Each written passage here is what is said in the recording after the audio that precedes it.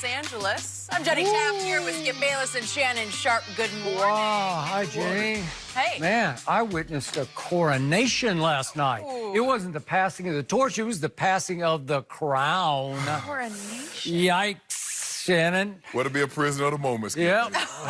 Here we go. So that's what we do now. Yeah, that's what I'm about to do. Oh, my gosh. Packed show this morning. Do you agree that with Jerry Jones that the Cowboys coaching gang is really, that good of a job? Is it that good of a coaching job? And why was Lonzo Ball benched for the entire fourth quarter? Why? We'll go there, but first Why? we got to start with the Clippers and Lakers from last night. Kawhi Leonard took the first game in the battle for Los Angeles as the Clippers beat the Lakers 112-102. Kawhi dropped a game-high 30 points on 10 for 19 shooting. LeBron had 18 points, and Anthony Davis had a 25-point, 10-rebound performance, but it was Danny Green who had the Lakers team high with 28 points. The Lakers bench was outscored 60-19 by the Clippers. So, Shannon, what did last night tell you?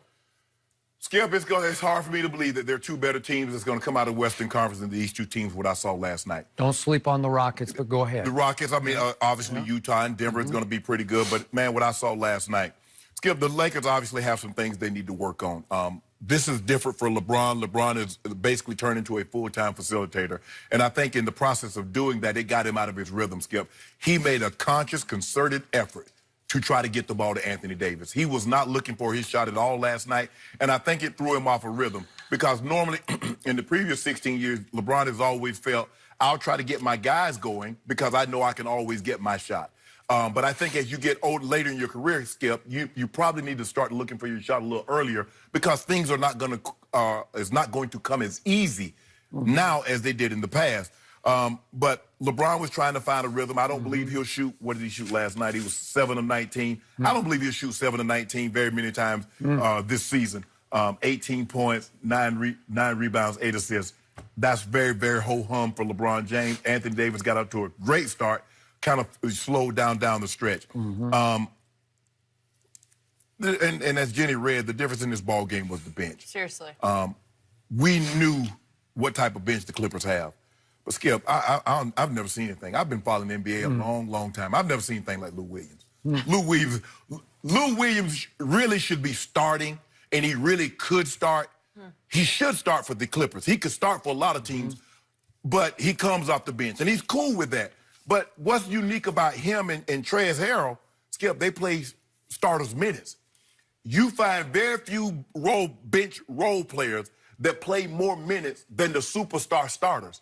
They played more minutes than Kawhi, which is unheard of. And that's not, and you don't be surprised if you see this happens more often than not. They will play more minutes, Lou Williams and Montrez, than Kawhi. Probably Paul George they'll probably rival Paul George. Paul is the guy that plays 38, that plays heavy minutes also. But Skip, the difference in the ball game was when Doc went to that shock troop. He brought Trez in. He brought Lou Williams in. That was really the difference in the ball game because I thought early in the ball game the Lakers were contesting everything at the rim, and then they brought those guys and they had a little lapse in a little lapse in defense. And the one thing that we know, night in, night out on a consistent basis in the West, you can have no lapse because guys can get hot. And we saw with Kawhi. Kawhi was basically under control in the first quarter, and then he caught fire in the second quarter, and then Lou Williams got hot. I mean, he was pulling up. Trez is unbelievable because he's tremendous energy. He's going to play tremendous defense, Skip. He gives you great rebounding. He can score around the paint. But it's one game. You told me not to get all up.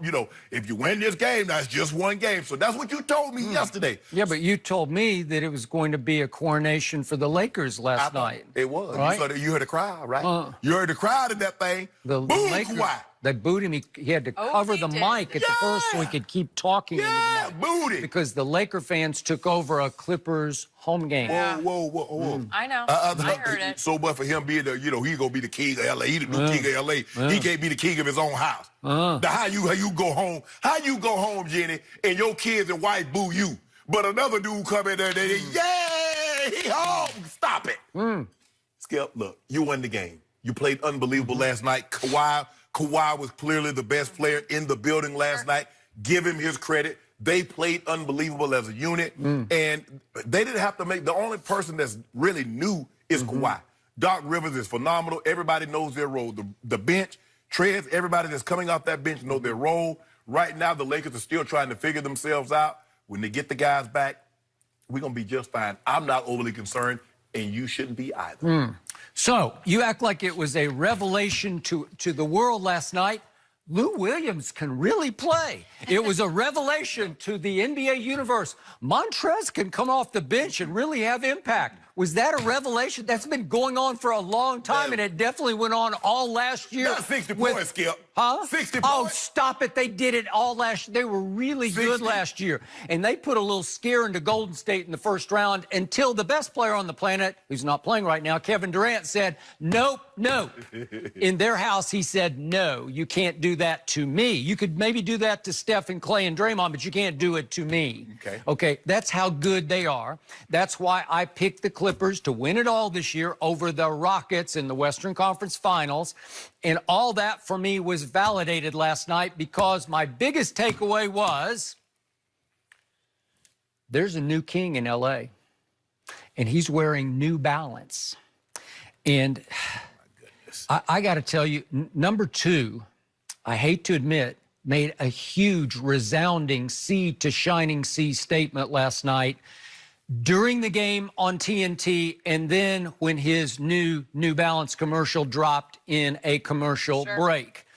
The statement he made was, I ain't afraid of no king because I got this. This is now my house. And I get he got booed by those Laker fans, but he's going to shut them up. As the year wears on, they're going to get quieter and quieter because that commercial, and we're going to talk more about it in just a few minutes, but it was brazen. It was right in LeBron's face because he was not afraid to take subtle and not so subtle shots at LeBron in the commercial with the little crown swinging on the keychain. Did you see that? I saw it. And what was L.A. called? Kawhi Town. Wow, Kawhi Town. And then it ends with, this is his city, all caps. Really? Really. Well, then what I loved about number 2 last night was during the game, he flat out backed it up. He was, as you did note, you acknowledged, he was the best player on the floor on offense and defense.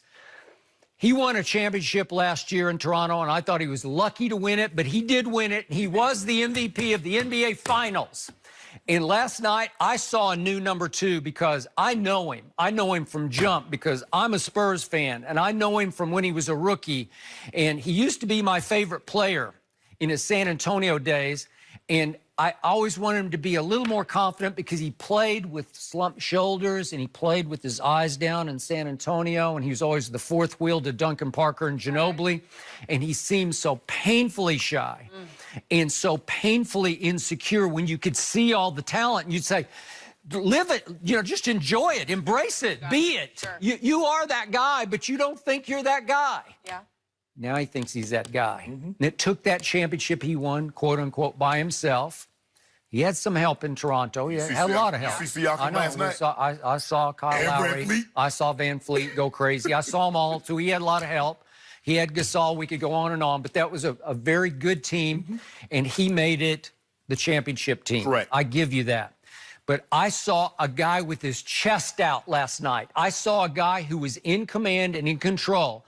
I saw a guy whose team fell behind 13-2, and then he said, no, not in my new house. And he made how many in a row? 7 straight shots. Right. Did that not tilt the game back in the Clippers' favor? And I give you the bench, but I knew they got the bench. Whew. That's a good basketball team, they can really defend, and they're really going to make it hard on the Lakers the next 3 times they play the Lakers. And I got to tell you, I was blown away by a statement that Kenny Smith made after the game on TNT on Inside the NBA. It resounded deep into my psyche if we could hear and see what Kenny Smith said after the game. The only guy in the world who could actually do it did it tonight. Kawhi Leonard made LeBron James look athletic. There's not many guys that can contain him in key moments the way he did. We saw it last year, but there was no LeBron in the playoffs. Right. So I was like, oh, well, you're doing it, but you're not doing it against the guy who is the best at it. Right. Tonight, he did it against the guy who's the best at it. He just said that number 2 made LeBron James, your guy, look not athletic. That's a mouthful from Kenny Smith, and I love Kenny, and I respect Kenny, and he's been there and done all that. Your thoughts on that?